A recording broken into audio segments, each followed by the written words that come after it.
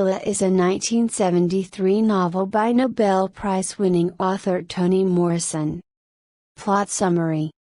The Bottom is a mostly black neighborhood in Ohio. A good white farmer promised freedom and a piece of bottom land to his slave if he would perform some very difficult chores. When the slave completed the work, he asked the farmer to keep his end of the bargain.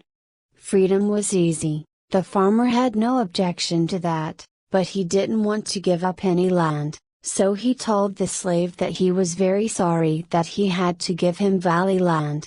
He had hoped to give him a piece of the bottom land. The slave blinked and said he thought valley land was bottom land. The master said, "Oh no. See those hills? That's bottom land, rich and fertile." Shadrack, a resident of the bottom, fought in World War I. He returns a shattered man, unable to accept the complexities of the world. He lives on the outskirts of town, attempting to create order in his life. One of his methods involves compartmentalizing his fear of death in a ritual he invents and names National Suicide Day. The town is at first wary of him and his ritual, then, over time, unthinkingly accepts him. Meanwhile, the families of the children Nell and Sula are contrasted. Nell is the product of a family that believes deeply in social conventions. Hers is a stable home, though some might characterize it as rigid. Nell is uncertain of the conventional life her mother Helene wants for her. These doubts are hammered home when she meets Rochelle, her grandmother and a former prostitute, who is the only unconventional woman in her family line. Sula's family is very different. She lives with her grandmother Eva and her mother Hannah, both of whom are seen by the town as eccentric and loose. Their house also serves as a home for 3 informally adopted boys and a steady stream of boarders. Despite their differences, Sula and Nell become fiercely attached to each other during adolescence. However, a traumatic accident changes everything. One day, Sula playfully swings a neighborhood boy, Chicken Little, around by his hands.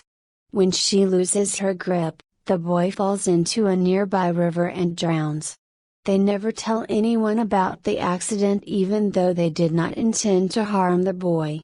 The two girls begin to grow apart. One day Sula's mother's dress catches fire and she dies of the burns. Eva, her mother, sees her from the window and jumps out into the garden.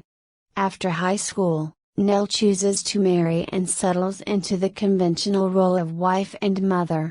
Sula follows a wildly divergent path and lives a life of fierce independence and total disregard for social conventions. Shortly after Nell's wedding, Sula leaves the bottom for a period of 10 years. She has many affairs, some, it is rumored, with white men. However, she finds people following the same boring routines elsewhere, so she returns to the bottom and to Nell. Upon her return, the town regards Sula as the very personification of evil for her blatant disregard of social conventions. Their hatred in part rests upon Sula's interracial relationships, but is crystallized when Sula has an affair with Nell's husband, Jude, who subsequently abandons Nell. Ironically, the community's labeling of Sula as evil actually improves their own lives.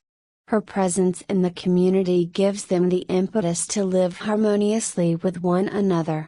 Nell breaks off her friendship with Sula. Just before Sula dies in 1940, they achieve a half-hearted reconciliation. With Sula's death, the harmony that had reigned in the town quickly dissolves.